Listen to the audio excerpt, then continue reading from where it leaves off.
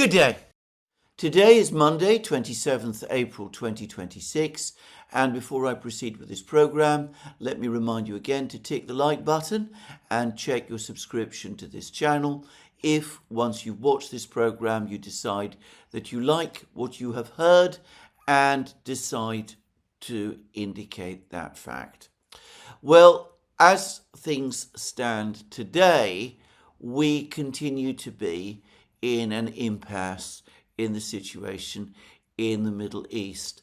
The Iranians maintain tight control of the Strait of Hormuz. The United States enforces what is clearly a very ineffective sea blockade of Iran. In fact, I read on Reuters, I think it was Reuters, a report that another 17 ships carrying cargo from Iran, including a very large Greek-owned tanker, have sailed through the Strait of Hormuz without apparently any interference from the US military. A few days ago, the US did stop and seize a tanker after attacking its engine room, but the Iranians retaliated by seizing ships in the Persian Gulf. And since then, we've heard no more talk, no more sign of further ship seizures by the United States. Just saying. So the Iranians maintain their tight control of the Strait of Hormuz. There is a very uneasy and fragile ceasefire in place between the United States and Israel and Iran. The Iranians have insisted that this ceasefire must extend to Lebanon. The Israelis have been very unhappy about this, but about 2 weeks ago, under heavy American pressure, they agreed to a ceasefire in Lebanon. They have not honoured the ceasefire, or at least the ceasefire has not been honoured, which to anybody who is familiar with the situation in the Middle East and the policy decisions and the way policy is decided in Israel is entirely unsurprising. There has been a resumption of bombing by the Israeli Air Force of, one assumes, Hezbollah targets in Lebanon. But so far, and for the moment, the situation does not seem to have escalated into all-out war, and the overall very uneasy, very fragile truce between the United States and Iran is still holding. Now, the President of the United States has made some further comments. He said that Iran, this was yesterday, that Iran is 3 days from the collapse of its infrastructure system. I'm not sure whether this is intended to be another threat or whether the President is taking seriously the fantastic stories I have seen that Iran will suffer critical harm if the American blockade is not soon lifted. As we've seen, the reality about the American blockade is that it exists more in fiction than fact. I put it as bluntly as that because it seems to me that that is the truth. So the President makes these threats. He makes all kinds of threats. He's made many threats since the start of this conflict on the 28th of February. But I think it is increasingly unlikely. I think more and more people are becoming increasingly skeptical that he's going to act on these threats in the future. Now, there is another in that exceptional series of articles covering the conflict between Iran and the United States on Sonar 21, the indispensable Substack blog of Larry Johnson, the former US intelligence official. Here I would just, by the way, if I've not done so previously, disclose an interest. Larry Johnson and I, at least from my part, are friends, though as is so common now in the internet age, we have not ever actually met in person. But anyway, put that aside. I think the quality of Larry Johnson's work over the course of this conflict, which began on the 28th of February, speaks for itself. Anyway, Larry Johnson has written another piece on Sonar 21 in which he refers to advice that he, Larry Johnson, believes is being given to the President of the United States and to the Pentagon by the military chiefs, America's military chiefs in the region, the head of CENTCOM and the other key US military official in the region.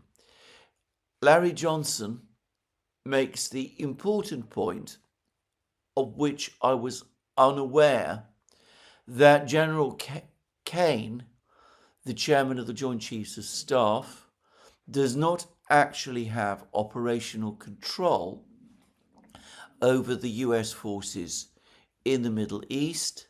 These are controlled by the local regional commands, which report to the US Defense or War Secretary, Pete Hegseth, who in turn reports to the Commander-in-Chief, who is the President. I find this very strange myself. I find an arrangement where what I assumed to be the General Staff or the equivalent of the General Staff of the US military in Washington does not have direct control of military operations, but merely functions as an advisory body for the President. Extremely strange.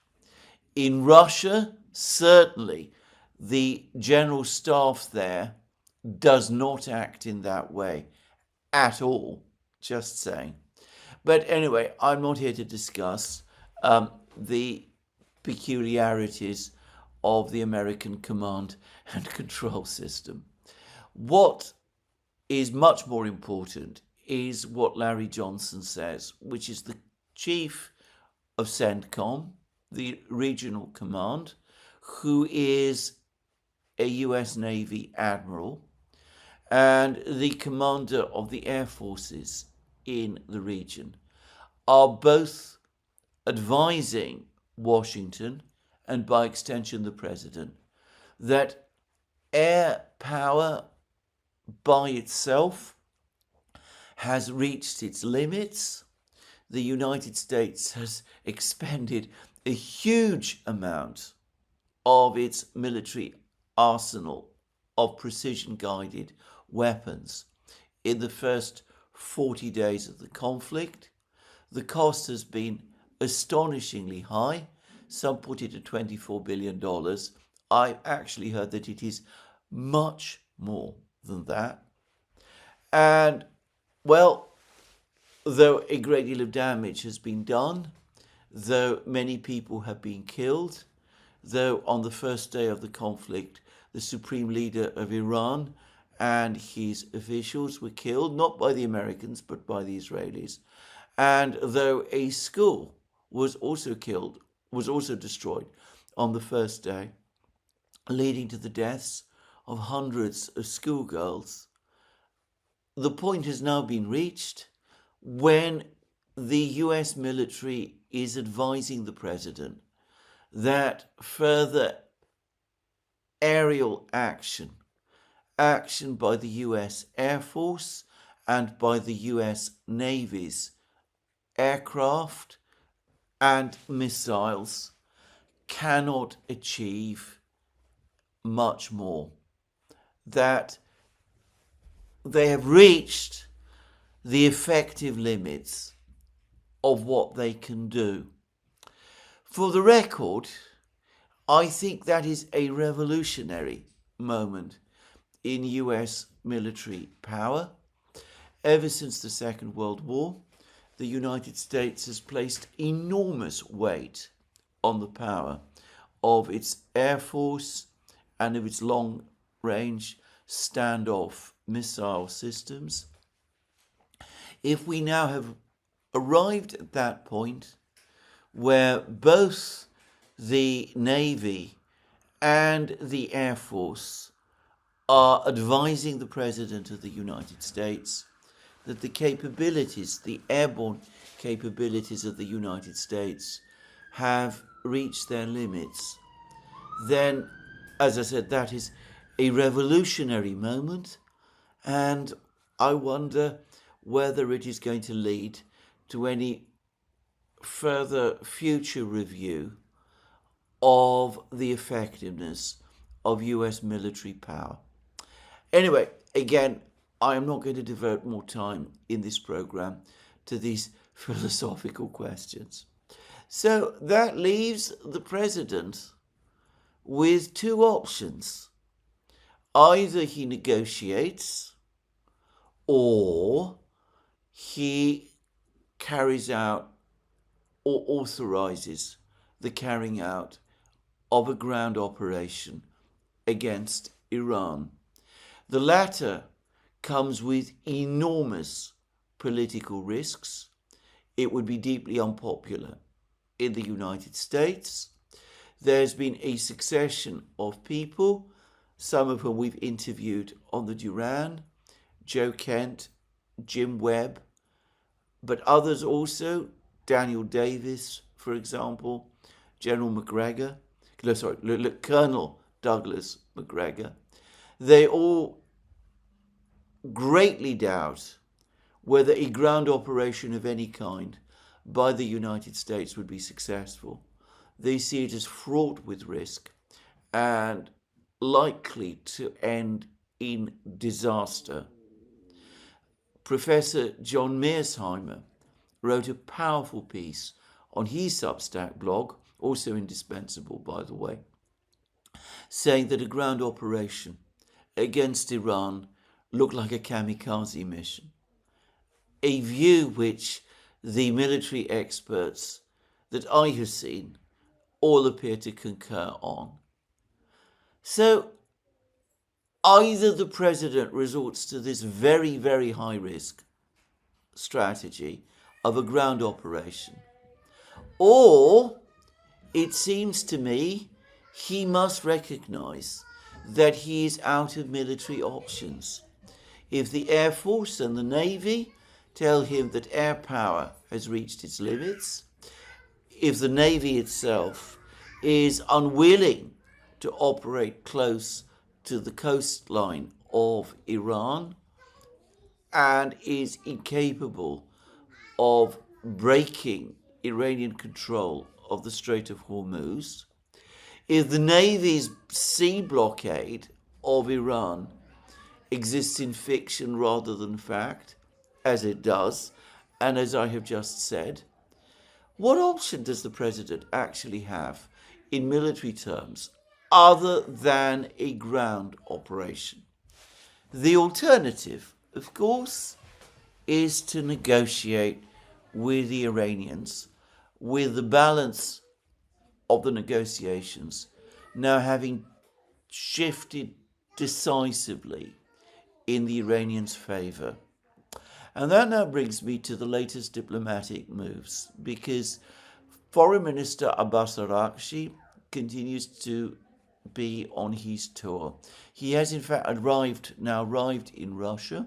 He's not gone to Moscow, as I previously said he would. He's actually gone to St. Petersburg instead. Apparently Putin is there. Aragchi, it is now confirmed, is indeed going to meet with Putin, and there is much talk about him meeting with other senior Russian officials, and the commentary from Iran suggests that these meetings between Aragchi and these top Russian officials are in fact underway. Anyway, before arriving in Russia, Aragchi also met with the Omanis in the Omani capital, Muscat, and he also visited Pakistan, where he had what he said were fruitful and productive meetings with the Pakistanis, both Oman and Pakistan having acted as mediators between the United States and Iran in this conflict. And the reports in the United States say that over the course of Aragchi's visit to Pakistan, Aragchi handed the Pakistanis a document for onward transmission to the United States. This document apparently sets out Iran's red lines and sets out Iran's further proposals for future negotiations. There is word today in Washington that the president is meeting with his foreign policy and security team in Washington, and one must assume that the president, over the course of this meeting, is going to review with his officials the extent, the nature of US options in this conflict, and no doubt they will also discuss this Iranian proposal. Now, I have not seen this statement that Aragchi, this document that Aragchi gave to the Pakistanis. So anything I say about it is speculative. It is based on what the US media and to a lesser extent the Iranian media are saying. I say to a lesser extent what the Iranian media are saying because as of the time of making of this program, the Iranian media, interestingly, seem to be basing their comments about the contents of this document on what the American media are saying. And the American media are engaging in a rather elaborate game of, on the one hand, reporting the contents of this document, but also spinning it in ways that might be seen as somewhat more favorable to the United States. So apparently, what this document proposes is that there should indeed be a ceasefire, that the current ceasefire should be indefinitely extended, that there should be an agreement that the ceasefire be indefinitely extended, and that the United States and Israel, presumably, give undertakings. I'm not sure what form these undertakings are supposed to take, but that they give undertakings that there will be no further attacks on Iran, that the Iranians, in effect, be given security guarantees by the United States and Israel, safeguarding Iran from future attack.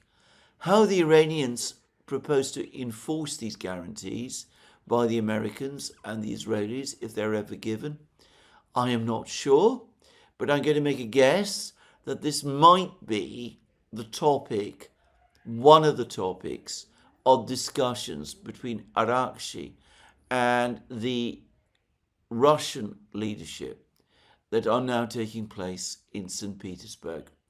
I will come to that later. Anyway, alongside this agreement, which is not just an agreement for a ceasefire, but for a total cessation, an indefinite cessation of hostilities, there are to be negotiations and discussions about the future of the Strait of Hormuz. And well, here, this is where much of the spinning in the United States appears to be taking place, because some of the American media outlets, some of the British media outlets are suggesting that the Iranians are offering to reopen the Strait of Hormuz in return for this cessation of hostilities that I have just been talking about. Except that doesn't appear to be the actual Iranian proposal. What the Iranians seem to be suggesting is that there should be discussions between Iran and the United States and perhaps Oman about establishing a new regime for control of the Strait of Hormuz. A regime whereby the Iranians and the Omanis exercise some sort of supervision over exit and entry through the Strait of Hormuz.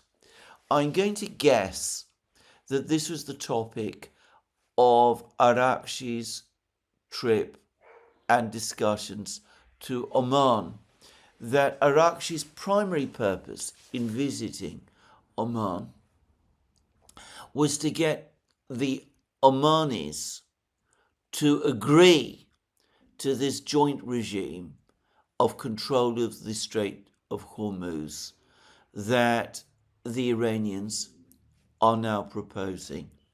It's clear that the details still need to be worked out, and what the Iranians appear to be proposing is that there should be discussions between the Iranians and the Americans going forward as to how to do this.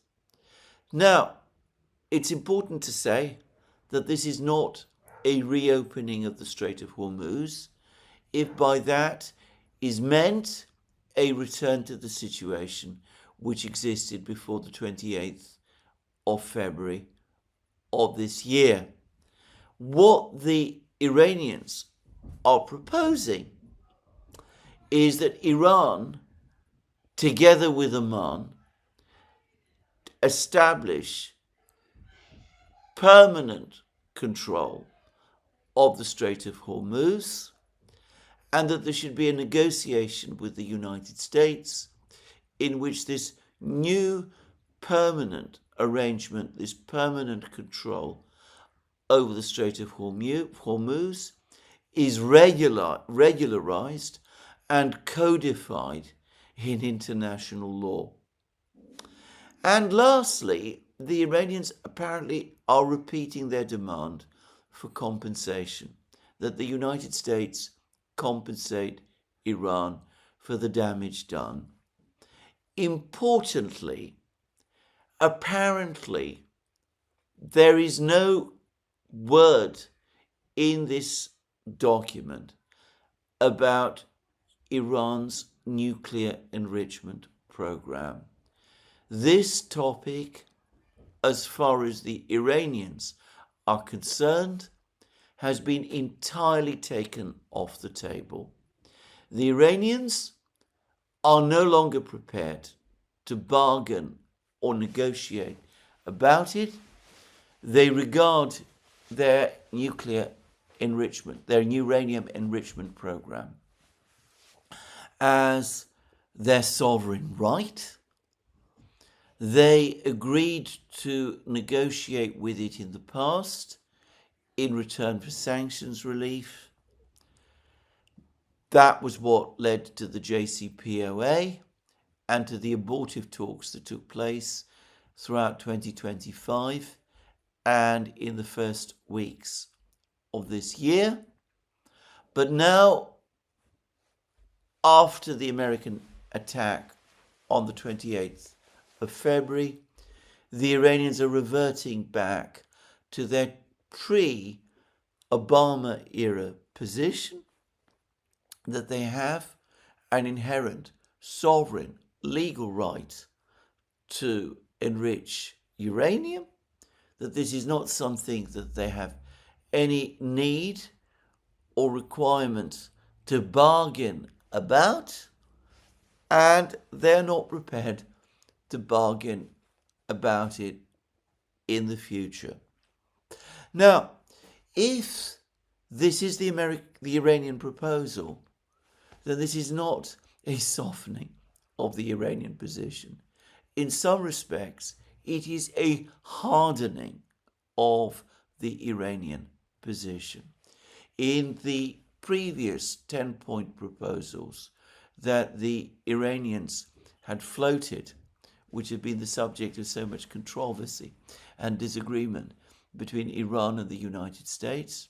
But in the previous proposals, as I well recall, the Iranians were at least prepared to talk about their uranium enrichment program. Now, they no longer are. They say they have a legal right to do it. They say that they're in full treaty compliance over it. Their enrichment program is a sovereign right that they have under the provisions of the Nuclear Non-Proliferation Treaty. There is no reason, therefore, to discuss it. There is nothing to discuss.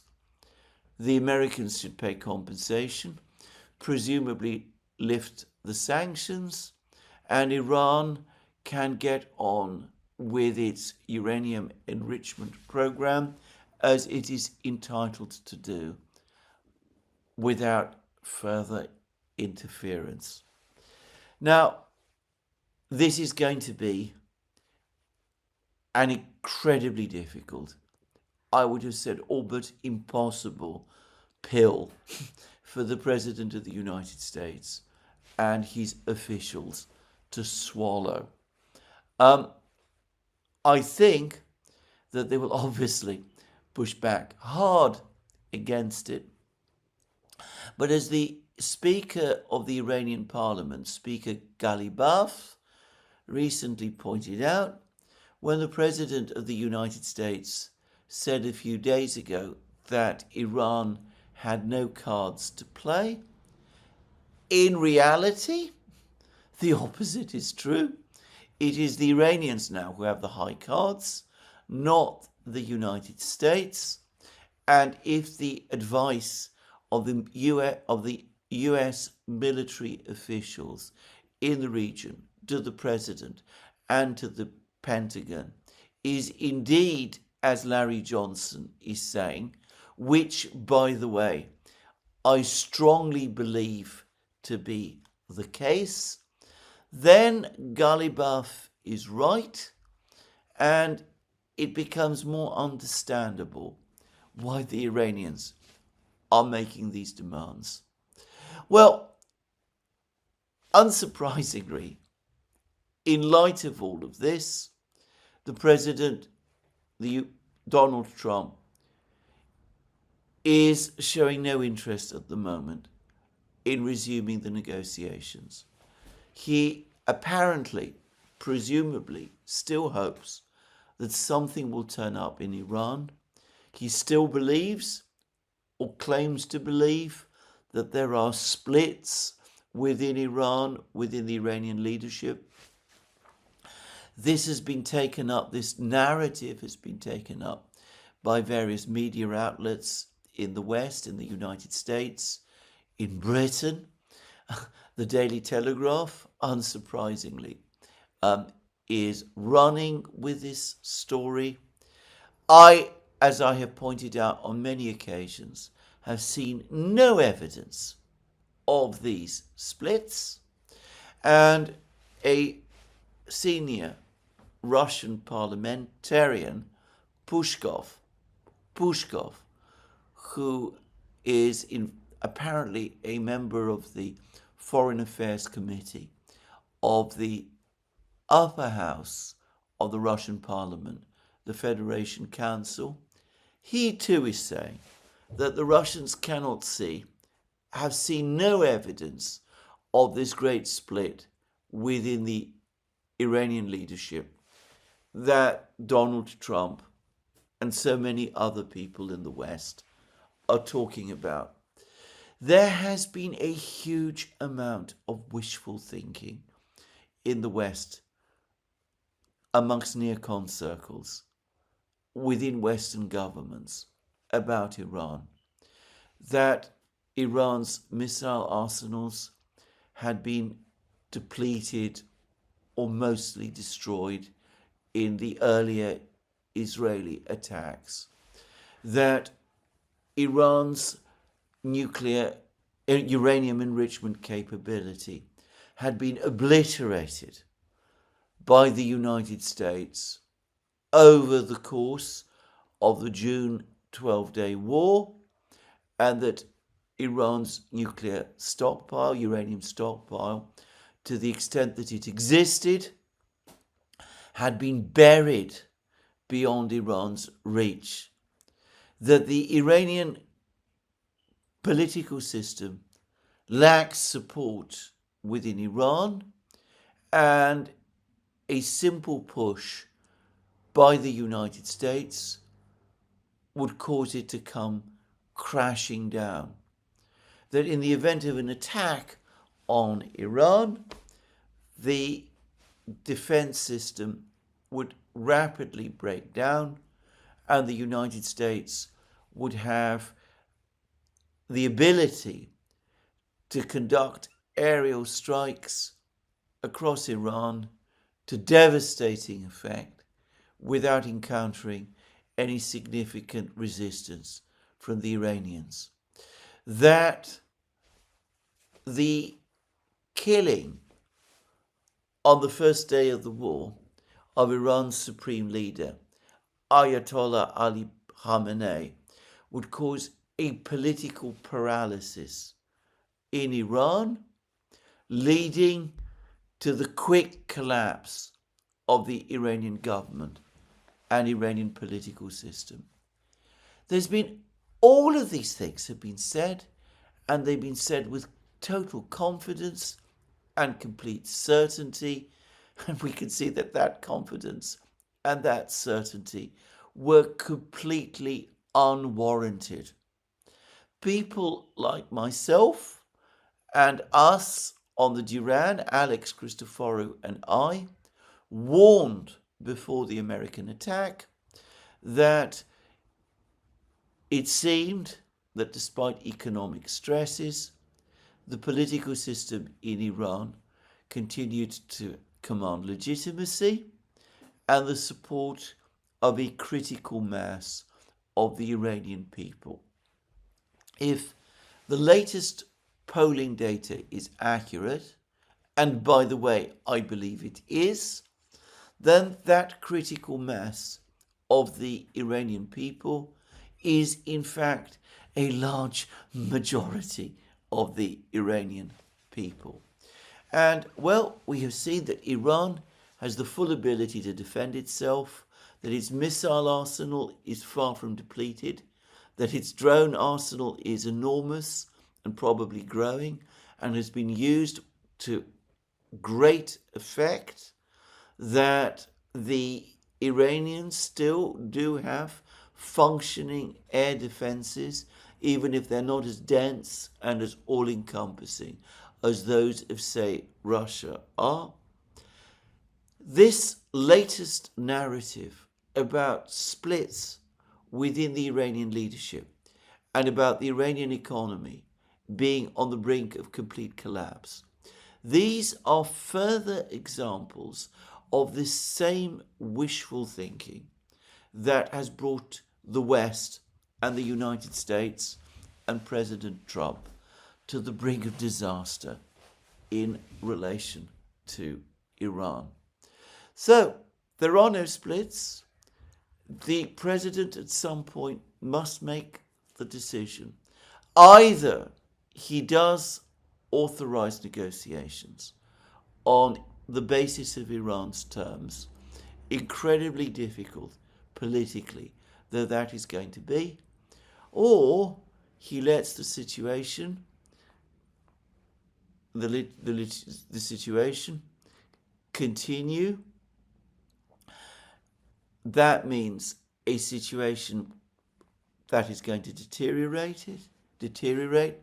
We see growing shortages, not just of energy products, but of more and more essential commodities.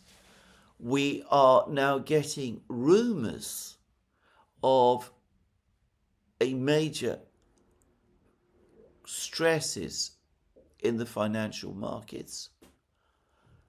It is highly likely, in fact, it is all but certain, that if this situation is allowed to fester, we will see a major crisis in the global economy in the autumn.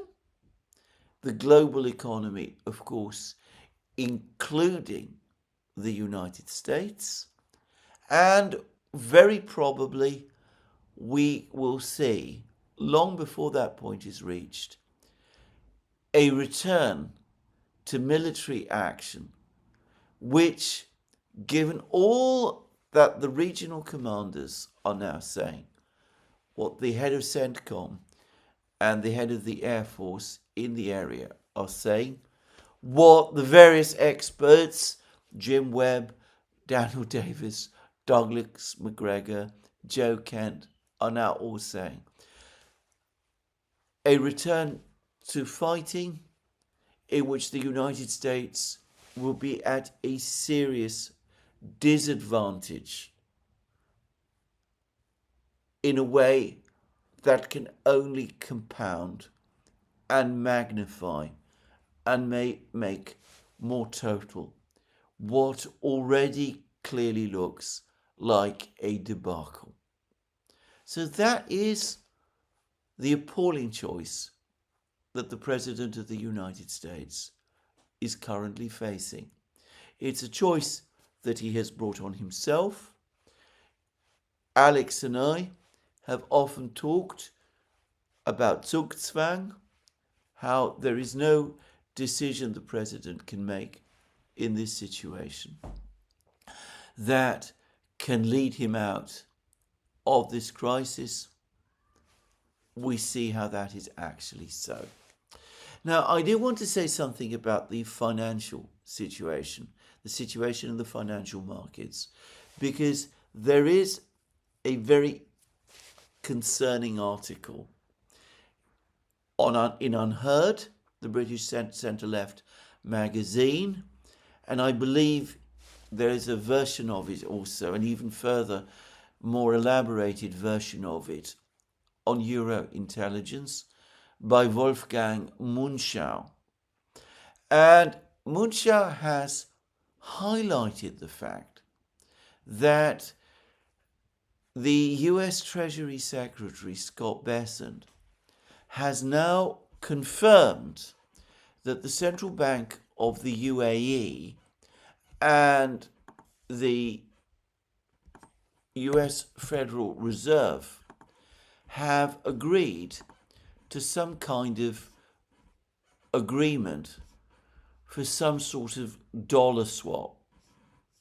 And, well, he puts it like this. America's Treasury Secretary Scott Bessent said that several Gulf states, including the UAE, have requested dollar swap lines with the US. In a swap, two parties agreed to exchange something, in this case US dollars, for the UAE's own currency, the dirham. A swap line would be an arrangement where UAE can trigger a swap at a moment's notice. But why would they want to do this? The UAE is very wealthy. The amount of dollars it already holds is more than 10 times the size of the US administration's Exchange Stabilization Fund, which would be the counterparty to the swap.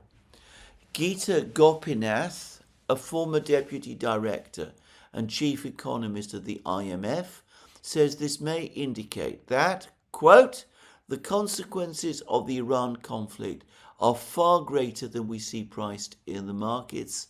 Such explorations do not arise lightly, even behind closed doors.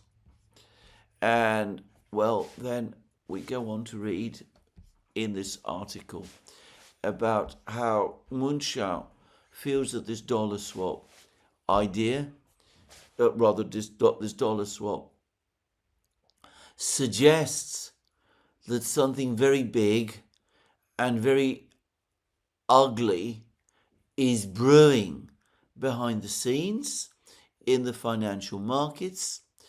And he says that the short-term risk would be a new global financial crisis, one which could be triggered not only by a long war, but also bad settlement, which leaves the Iranians in effect in control of the Strait of Hormuz.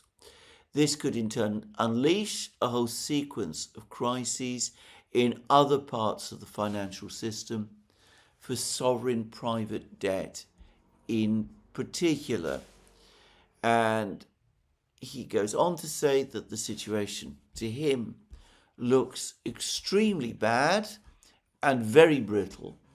And he makes the further point that if there were a financial crisis, say one on the scale of the global financial crisis of 2008, well, in that case, Western governments are no longer in a position to plug the holes in the global financial system and to stabilize it as they did at the peak of the 2008 financial crisis, though Munchau also says that he thinks that in the long term, the steps that were taken then, quantitative easing, bailouts, all of those things, fiscal austerity, that they, in the long term, turned out to be disastrous mistakes.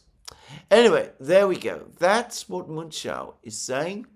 And certainly the agreement for this swap arrangement between the UAE and the United States does beg many questions. For the record, I think the former IMF chief economist almost certainly is right, that there are indeed many more problems brewing in the global economy than we are being told about. But anyway, that then takes us back to what the Iranians are doing. Now, I think from all of these reports, we can start to get a sense of the purpose of Aragchi's travels. Obviously, it was not to meet with the Americans in Islamabad. Before Aragchi arrived in Islamabad, the Iranians categorically ruled that out. Firstly, it was to go to Oman and to get Oman to agree to this arrangement, this proposed arrangement for joint control of the Strait of Hormuz. Then it was to go to Islamabad and to pass on to the Pakistanis this document setting out the Iranian proposals for the Pakistanis to forward it to the United States and for the Pakistanis as mediators to ask for any clarifications as to the content of the document as might be needed. And then, lastly, comes the most important leg of the trip. The visit to Iran's great power backer in this crisis, which, as I said in recent programs, we can now conclusively say is indeed Russia, and the meeting there with the single most important person for the Iranians outside Iran, who is Vladimir Putin, the president of Russia. Now, Putin, for his part, is of course in St. Petersburg, and he's there for a purpose. There are a whole series of important meetings going to be taking place in St. Petersburg over the next few months. And the reason he is currently in St. Petersburg is because there is an important meeting of parliamentarians from Russia's various regional parliaments in St. Petersburg discussing economic and budgetary policies in the regions, the Russian regions, and Putin has in fact addressed them in a speech which, interestingly enough, took place in the meeting room of the Imperial State Duma, the first elected parliament of Russia, which first convened in 1906, when it was brought into existence as a result of a decree of the last Tsar of Russia, Nicholas II. Anyway, Putin is obviously there to discuss all of these matters. He always shows that his primary focus at all times remains domestic policy, even as he gives a huge amount of time to foreign policy. His speech, by the way, to the parliamentarians was interesting for all sorts of reasons, but I'm not, again, going to discuss it at any length in this program. His priority, his main concern in meeting with Aragchi is to understand what Iran's diplomatic and negotiating strategy is. The Iranians have, of course, made their demands of the United States. It is a certainty that Putin has already been provided with a copy of the document that Aragchi has given to the Pakistanis and which is winging its way towards the United States and towards Donald Trump. But Putin will want to discuss this document in detail with Aragchi. When they meet, he will want a clear understanding of what this proposed arrangement for the Strait of Hormuz is actually about. He will also want to discuss with the Iranians, maybe not their enrichment program exactly, but whether the Iranians are really serious about their refusal to discuss or negotiate about it in the future. And Aragchi, on his side, is going to want support for Iran from Russia, continued support for Iran, because Iran is now in what is clearly a long drawn out confrontation with the United States.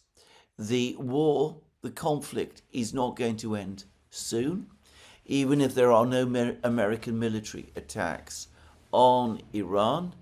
At the moment, the United States shows no willingness to negotiate on Iranian terms, and the sea blockade, fictional as it might be, continues to remain in place.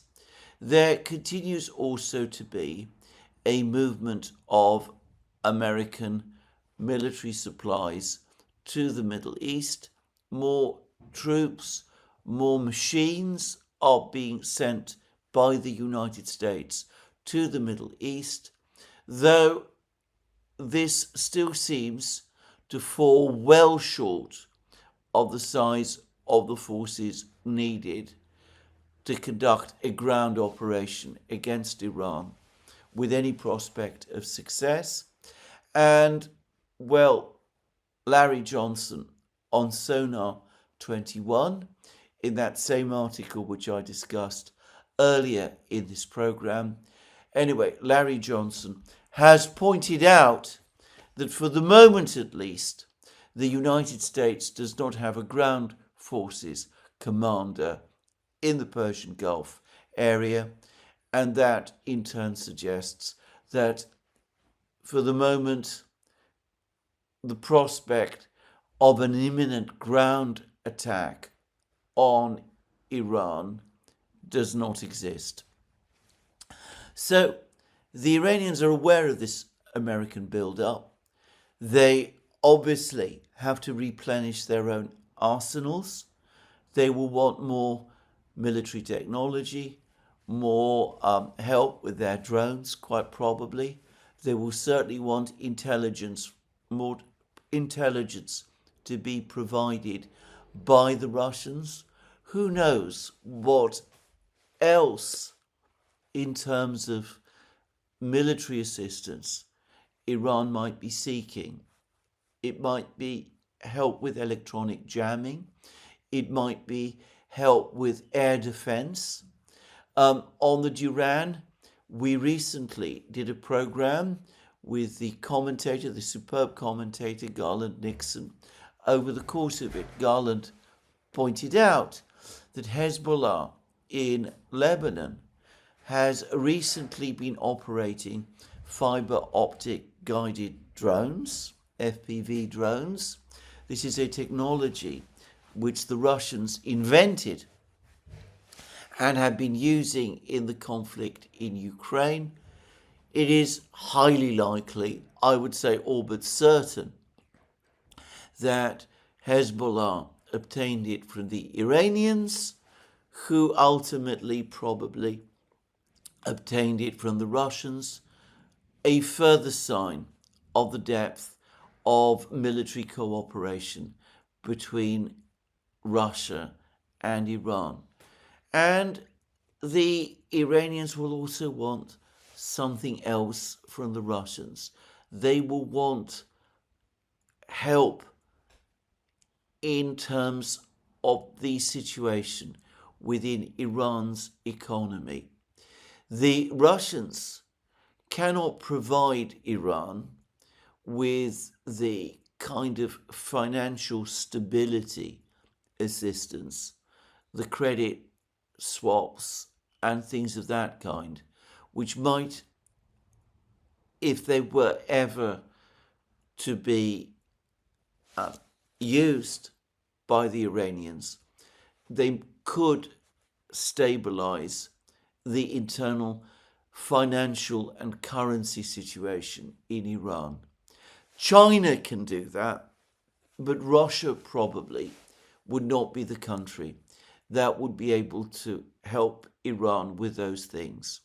China can also provide Iran with spare parts, with all kinds of technologies, with fuels, with things of that kind.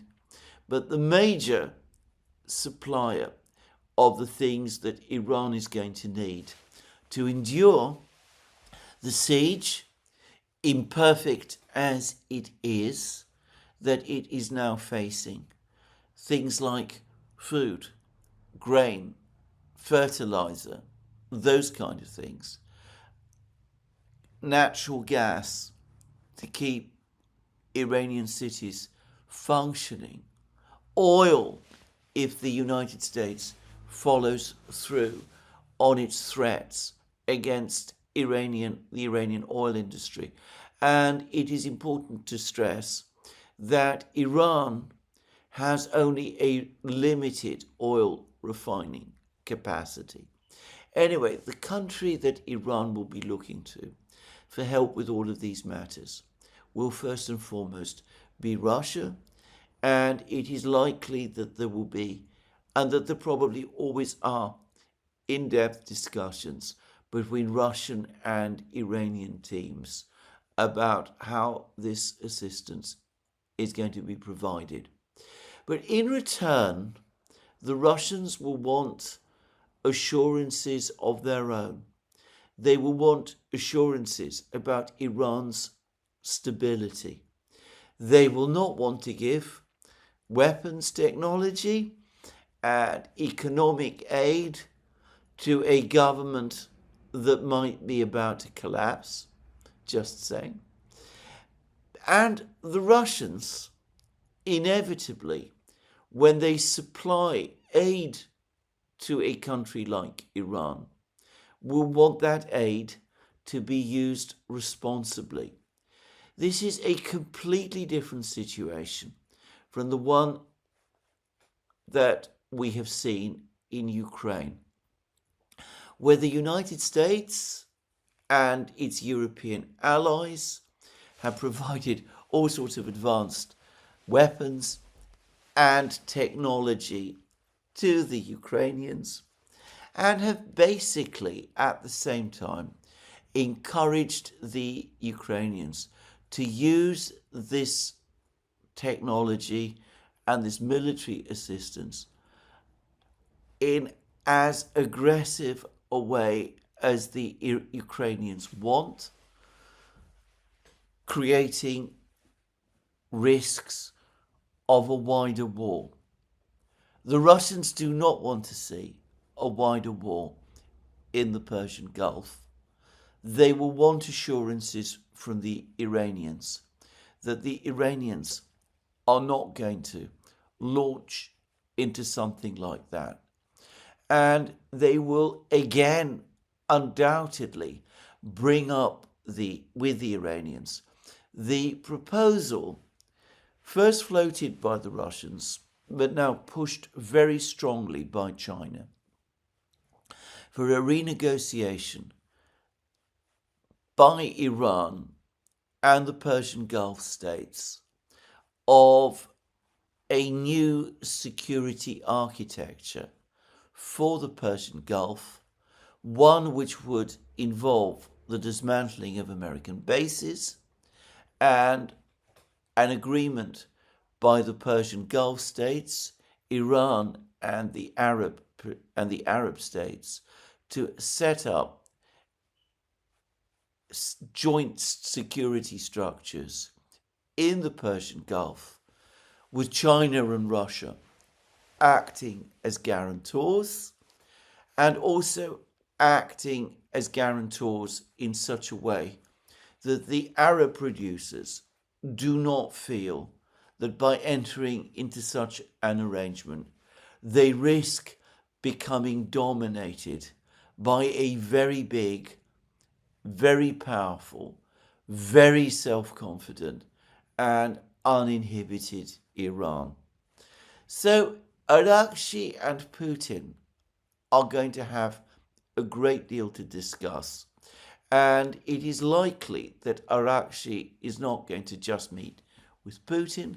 He is going to meet with other Russian officials. Now, as it happens, the Russian Defense Minister, Andrei Belousov, is, to the best of my knowledge, not in Russia at the moment. He is in North Korea, in Pyongyang, where he is having further meetings with the North Koreans. And he comes with a message from President Putin, thanking again the North Korean people and the North Korean leader, Kim Jong-un, for the help that the North Koreans extended to the Russians in Kursk region, where the Ukrainians were humiliatingly driven out in the first months of last year. In fact, there is a monument being built in North Korea to commemorate the North Korean soldiers who died in that operation, and the Russians obviously want to be a part of that. But in Belousov's absence, there are all sorts of other important Russian officials with whom military officials with whom Aragchi can also meet, and no doubt with whom Aragchi will in fact be meeting. So, as I said, all of these discussions will take place, and well, we will see where they go. There has been, by the way, on this topic, an absolutely fascinating article published by the US media about the abilities of Russia's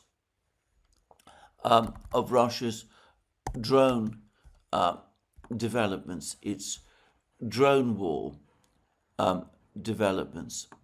And this article was published by Katerina Bondar, and it appeared in the New York Times, and it talks about how Russia is building tomorrow's war machine. And it's a most interesting article because, unlike most articles that appear in the American media or the Western media about the Russian military, this article looks at the way in which the Russians have developed and promoted their drone warfare technology. And it is very impressed. For decades, Americans scoffed at Russia's rigid, centralized military and its inability to adapt. That picture is dangerously out of date. After 4 years of war in Ukraine, Moscow has developed an impressive, pragmatic approach to military innovation that prioritizes what works over what is elegant, what scales over what is ambitious, and what delivers battlefield results over what impresses on paper. Russia is reshaping the future of war in real time, building artificial intelligence-enabled command and control, and, it appears, deploying fully autonomous weapons without the ethical constraints that govern Western militaries. I must admit, when it comes to ethical constraints, especially after the episode with the attack on the school, I always find myself wondering what Western commentators who say this about the Russians are actually talking about. But anyway, what this article talks about is the extraordinary success that the Russians have had in developing new technologies, particularly in drone warfare, with a degree of success unmatched in the West, including in the United States. Belarus undoubtedly has played a leading role in this, but of course it is a technology and a level of expertise that, in his discussions with the Russian military and perhaps with the military technological people, the industrial technology people in St. Petersburg, which, by the way, is a major focus of Russia's military industrial complex. Anyway, it's quite likely that Aragchi and some of his other officials will want to tap into, though Aragchi himself is a diplomat, and obviously this is not his biggest area of expertise. Perhaps Aragchi will not himself be meeting with these people, but more likely he will be establishing further contacts so that there is more, still more, of this information exchange takes place over the next few weeks and months as the conflict between the United States and Iran drags on. In the meantime, also, the Russians will obviously want to be kept fully informed. They're having to consider their own economic decisions based upon the duration of the war. The central bank chair, Elvira Nabiullina, has said that if the double blockades of the Strait of Hormuz lead to a global depression, then that is undoubtedly going to have an effect on Russia. And the Russians, again, will want some understanding of the long-term duration of the war in order to shape their own economic planning and their trade relations with their friends. And Of their friends, obviously China is the leading one, but I noticed that several Indian officials have now been speaking, and they're insisting that India never at any time stopped importing Russian oil. And I've also noticed that the Indians are now starting to withhold information, public information, about oil purchases and oil refining in India. And I can't help but think that this is intended, to the extent that is possible, to protect Indian industry from any possible future retaliation by the Americans. So, Putin and Aragchi will have a lot to talk about. Mostly, I expect they will focus on political and diplomatic matters. But in the background, all of these military, technological, industrial, economic questions will be hovering there in the background. Now, in the meantime, the Russians, of course, have their own war to wage, their war against Ukraine. There were reports this morning about how the Russians have captured more territory in Sumy region. It is looking increasingly as if the Russians do indeed have plans eventually to capture the city of Sumy itself. And there were lots of reports last night about further Russian advances, especially in Konstantinovka, the town that is currently being stormed by the Russians, and about the Russians pushing further and faster towards Kramatorsk from the east. The battle for Kramatorsk, obviously, in the proximate horizon. But in the meantime, the Russians have also continued to talk about the situation in Europe. And there's been an extraordinary interview given by Sergei Karaganov, a Russian academic and intellectual who, by the way, I've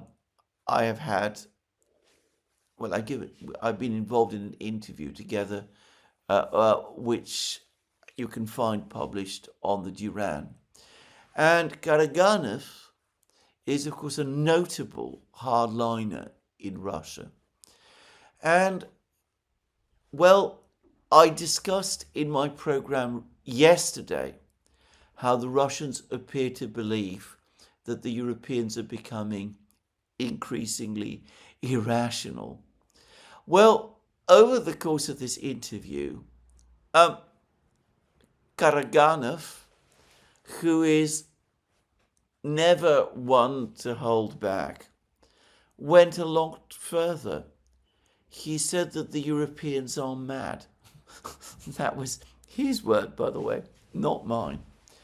Anyway, he then went on to talk about all sorts of other things.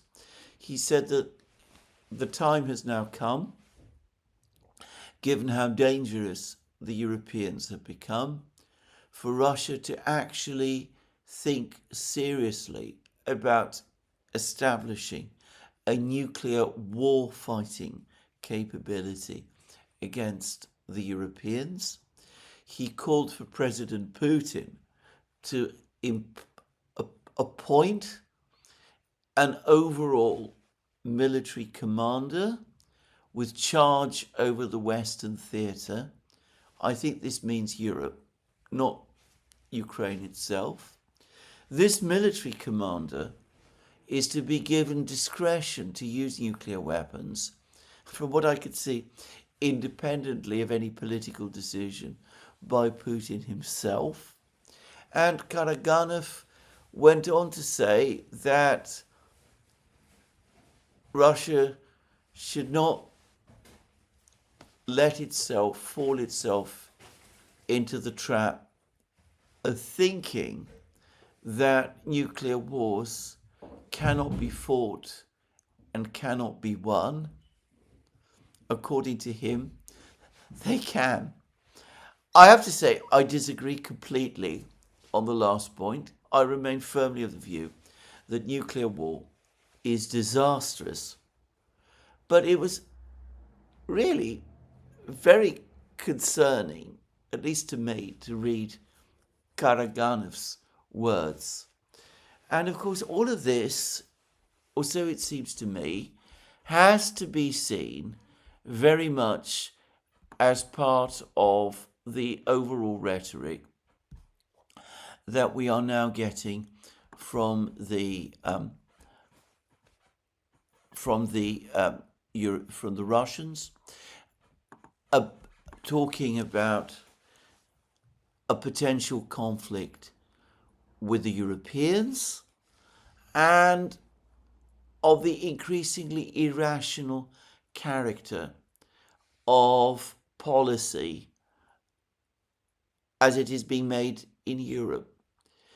And, well, I read an article by a presumably Belgian historian, Leon Vermeulen. I should say, by the way, that both this article and the previous Bonda article, I learnt about them from the historian Jeff Roberts. But anyway, this article by Leon Vermeulen is very interesting, and it says, when deterrence becomes destiny, Europe, Russia, and the risk of sleepwalking into catastrophe. As elite discourse hardens, the political space for restraint narrows, not only in Europe, but in Russia as well.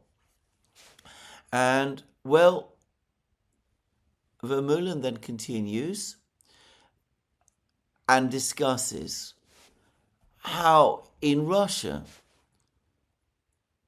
talk about a war with Europe, with the Europeans, is now becoming much more widespread.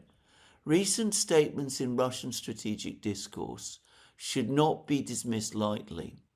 In a widely viewed interview on Russia 24, Sergei Karaganov articulated a view that is gaining traction within segments of Russia's policy and intellectual elite, that Europe is not merely supporting Ukraine, but is becoming a direct participant in a broader war against Russia.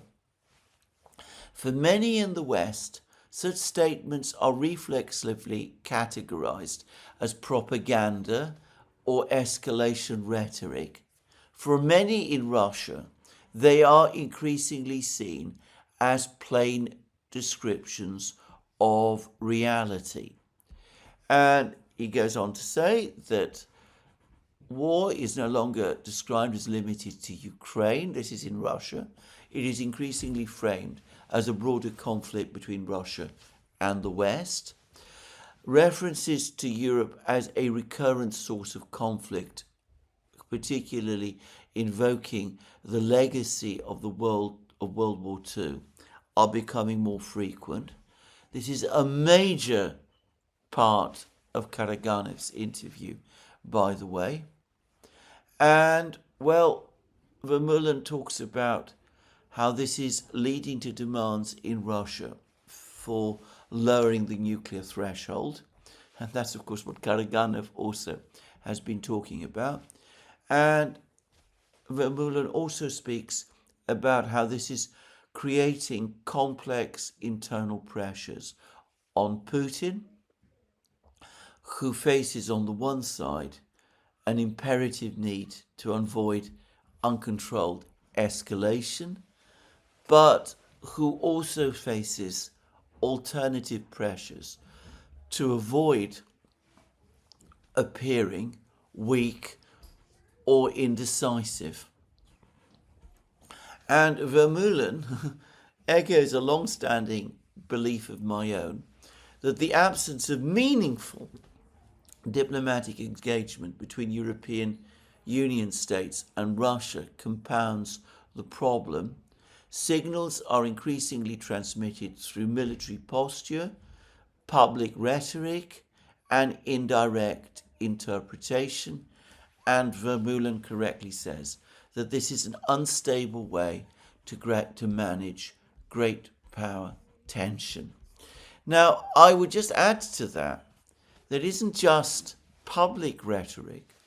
The Russians were apparently appalled by recent visits to Moscow by representatives of President Macron of France, and were shocked by the extent to which, in private, French rhetoric on the Ukraine war is identical to France's public rhetoric, with the Russians concluding that if the French talk and think in that way, then they are clearly not interested in any kind of discussion at all.